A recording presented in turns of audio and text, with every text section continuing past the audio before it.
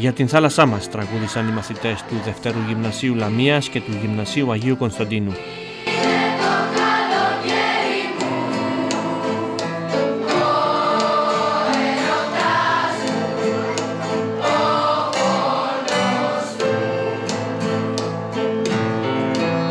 Τα παιδιά και οι καθηγητές τους θέλησαν με τον τρόπο αυτό να διαφημίσουν τη θάλασσα της Ιχθυότητας και να περάσουν σε όλους μηνύματα για την προστασία του περιβάλλοντος.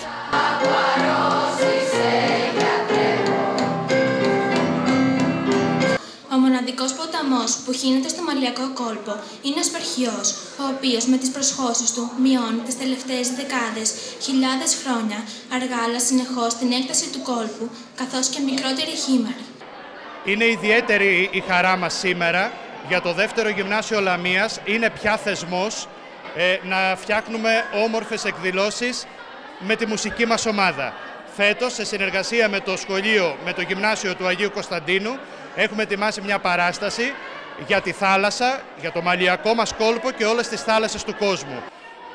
Μας έγινε μια πρόταση να συμμετέχουμε με το γυμνάσιο, το Δεύτερο Γυμνάσιο Λαμίας, για να κάνουμε μια μουσική εκδήλωση για τη θάλασσα και μέτρες από τη μουσική ως καλλιτέχνες να ευαισθητοποιήσουμε τους ανθρώπους να προσέχουν ακόμα πιο πολύ τα νερά μας, τις θάλασσές μας και όλες τις θάλασσες του κόσμου, να εμπνεόμαστε, να περνάμε καλά στις παραλίες μας και στις θάλασσες.